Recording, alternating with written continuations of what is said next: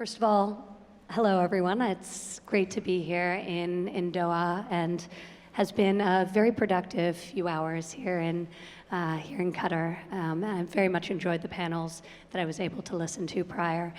But to Morgan's point, WGDP was an all-of-government effort to coordinate the activities of the U.S. government as it pertains to women's economic empowerment in the developing world. So we have numerous well-intended and oftentimes well-executed programs across the globe, but there needed to be a coordinating function that would create cohesion and create a central mission. And obviously, development assistance, the goal of it is for it to no longer be necessary and for it to cease to exist. But all too often, development assistance becomes more of an entitlement, and recipient countries don't transition to self-reliance and ultimately to trading partners, which is the primary intention.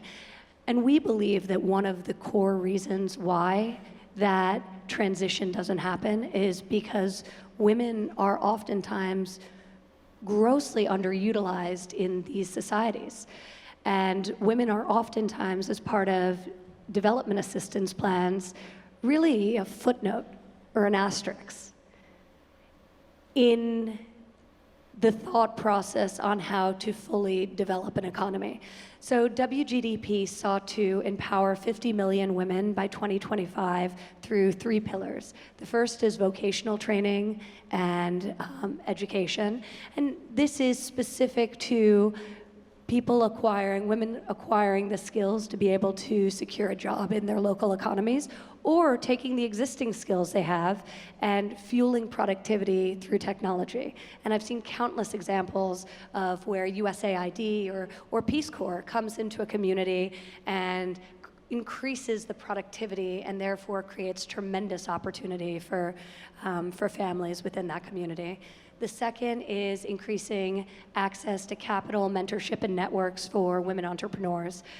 Here in Qatar, we see a great example of entrepreneurship thriving and women within that entrepreneurial ecosystem thriving as well. So this is incredibly important, both at home and around the world, particularly access to credit.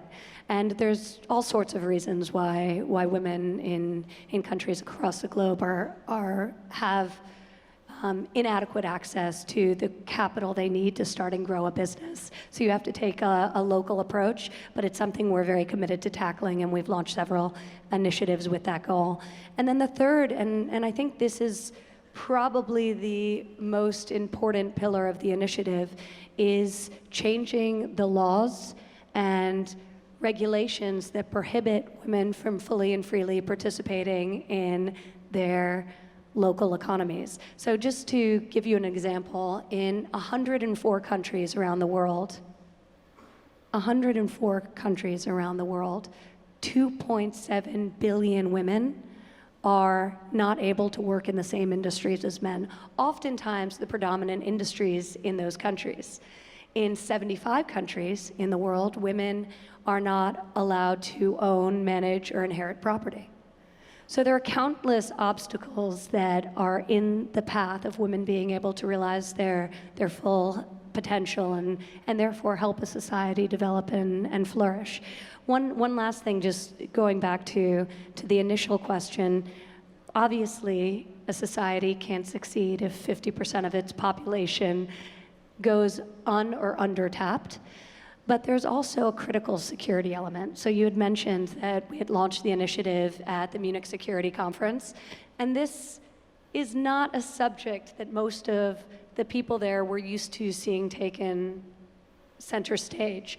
But it is important to bring that into the discussion because there is an incredibly high correlation between political instability and discrimination against women. And we see it time and time again, actually, in the countries that rank lowest on the index for gender discrimination. Over the last 2 decades, 17 of 20 of them have been involved in armed conflict, either interstate or intrastate.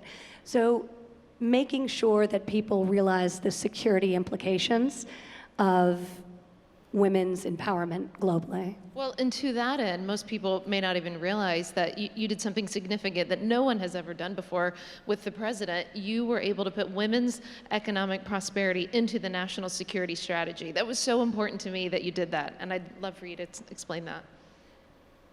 We have opportunities such as this to coalesce around some central ideas. And people obviously talk a lot about women's economic empowerment. There are a lot of tremendous initiatives, many of which the US government was a partner in launching. We launched the WeFi initiative to help small and medium-sized businesses in the developing world gain access to capital at the G20 in Hamburg. We launched the 2X initiative also with a goal of helping women entrepreneurs grow and flourish through access to capital, and challenged the other development finance institutions at the G7 in Canada to think about their investing through a gender lens. And they took that 2X challenge. So convenings are an incredible opportunity for us to focus our work and align our efforts. And the United States, under President Trump, feels that we have a tremendous opportunity to further this work through the G7, which we will be hosting this year in the United States, and to bring not only the other G7 countries, but also develop out a broader dialogue around some of the legal and cultural barriers. So the 5 that WGDP specifically tackles, and you and I have talked about this often, and with initiatives like this, you can go a mile wide and an inch deep, or you can go quite deep and actually try to get things done. So the 5 laws that we are working through, either technical assistance of the United States government, legal assistance, funding NGOs that are on the ground in those countries, and legal advocates, are the ability to work in the same industries as men, the ability of women to access credit and be able to be banked, the ability of women to access institution, courts of law, for example, being able to start and open a business without the consent of a male relative, the ability of women to own, inherit, and manage property, and the ability of women to travel freely. All 5, we think, are foundational to women being able to have their full potential unleashed. Certainly, this list isn't exhaustive, but given the number of legal barriers that exist around the globe to these 5 laws, we think it's a very important foundational place to start. And so that's under Pillar 3, right? And we have so many countries here represented, and you've said that Pillar 3 is really the foundational part of WGDP. What can the countries represented here do to support you on Pillar 3? Well, it's us supporting each other. So in some cases, countries are incredibly excited, but they need technical assistance. They want technical assistance so that they can have clean property title. So titling is often a challenge in our hemisphere as well. I was recently in Colombia, and we're funding efforts to help men and women secure clean title to their land, and therefore enable them to accumulate wealth by being able to invest in their land's productivity and ensure that they have that as an asset they can continue to grow. In other cases, it should be a substantive part of our diplomatic conversations. Development assistance is different from foreign aid, and it should be treated differently. So if a country that we continue to provide development assistance to has these laws in place that prohibit women from fully contributing, that's a conversation we should be having as a collective to try and understand why, and to have a real discussion about the limitation that places on the country. So speaking of travels, you've been in Morocco recently, and I believe that they made progress on land rights for women of their country. Can you tell us more about the trip and the highlights? And the Morocco trip was phenomenal, and MCC has been on the ground there for several years now, and has been so helpful in driving the ball on this initiative. And this is why it's important to have this all-of-government approach, because in some areas, Peace Corps has been in there for decades. In other areas, MCC is working on unlocking a compact and very integrated with the local governments in these regions. In my conversations with the King of Morocco and government leadership there, we had talked about the collective lands and the ambiguous ability of women to participate in the proceeds of those lands. So one of the things that we were incredibly excited about and now is being fully implemented is the clarification legally that women could benefit from the proceeds of that land, which is incredibly important to women in Morocco. It's very agricultural society, and the ability to own one's land and be able to leverage that land to accumulate capital is very important. So it was a great success, and it was the result of many months and years of working together and collaborating. So you just mentioned Colombia, and you also returned on a swing through Latin America with our Deputy Secretary of State, John Sullivan. Can you tell us about some of your impressions? And I think it'd be interesting to compare and contrast that swing versus your recent Morocco trip as well. The swing through Latin America was incredibly interesting. We were in Paraguay, in Argentina, and in Colombia, and we had a different deliverable and a different focal point of each visit. In Paraguay, we focused on vocational education and job training, really that technical assistance. It's the country that the Peace Corps has been in longer than any country in the world. So they have a real strong grassroots connection to Paraguay, which allowed us to hear from women deep in the rural communities about the unique challenges they had. And fund programs to assist them. In Argentina, we went to the north of Argentina and visited with some incredible women entrepreneurs that through our Pro Mejor program, we are helping fund. And they formed something similar to what I had seen in rural Cote d'Ivoire, which was collectives, where the women in communities would come together. They would pool their resources, and because of those pooled resources, they were able to secure a loan, and then they would each vouch for one another. So monthly or quarterly, they would go and they would make their payments, and if any one of them was short, somebody else would step in and backfill that loan, and it was an incredible thing to see the tightness of the community that existed and the scale to which that program had grown throughout the rural areas of Argentina. So there's a lot of promise in that on a more micro sense.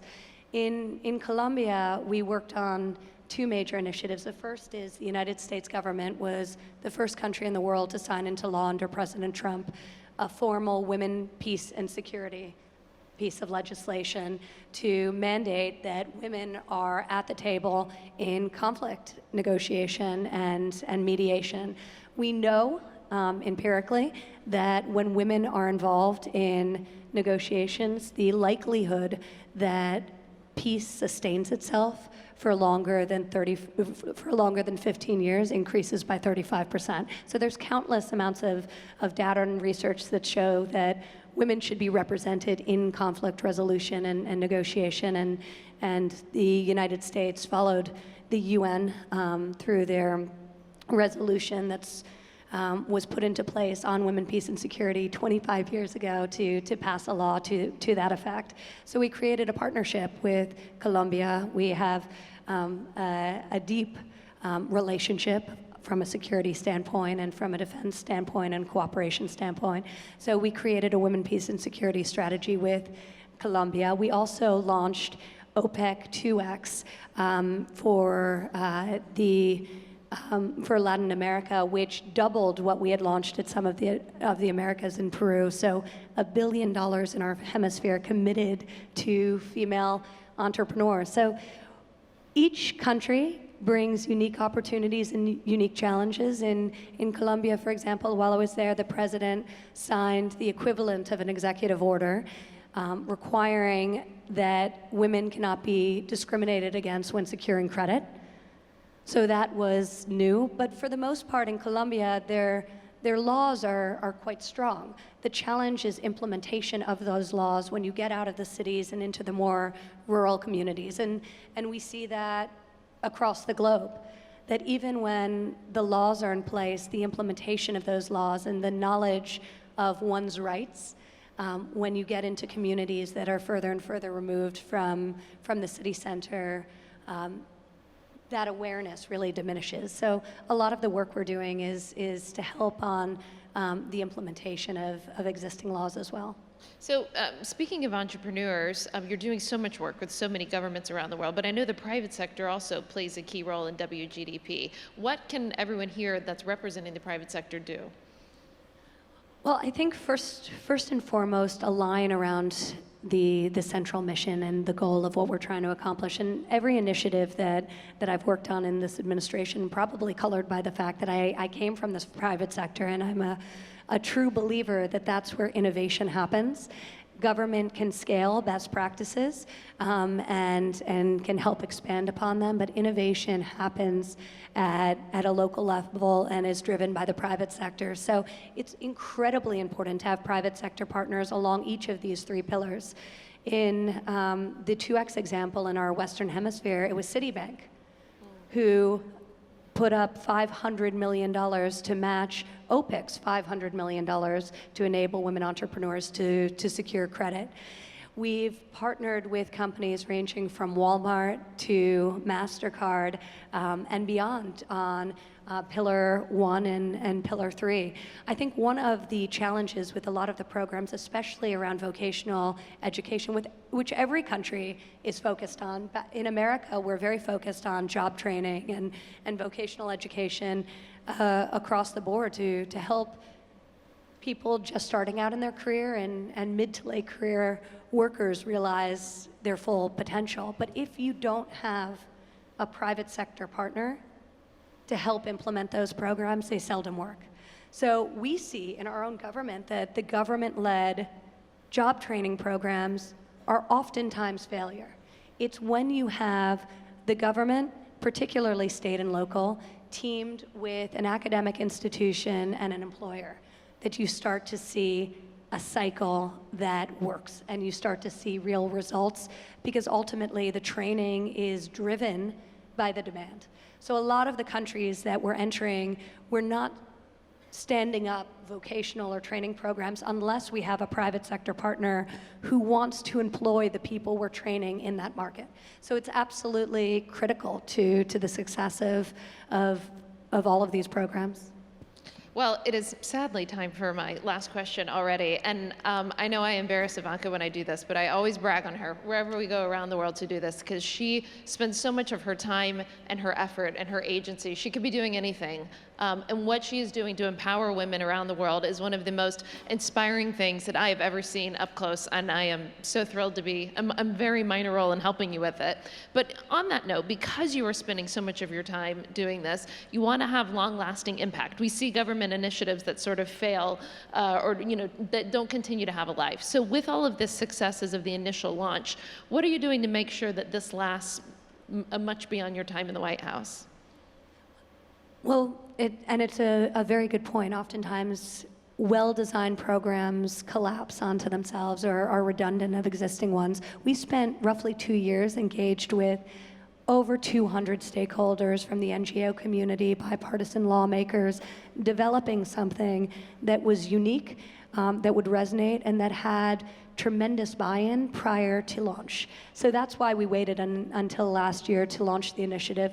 We also ensured through the president establishing WGDP through a national security presidential memorandum that 14 different federal agencies were at the table and aligned with us in our efforts across these three pillars to drive outcome, measurable outcome, and ultimately success. But the way I think about it is a program or initiative should not last unless it's so good that people don't want to see it go away.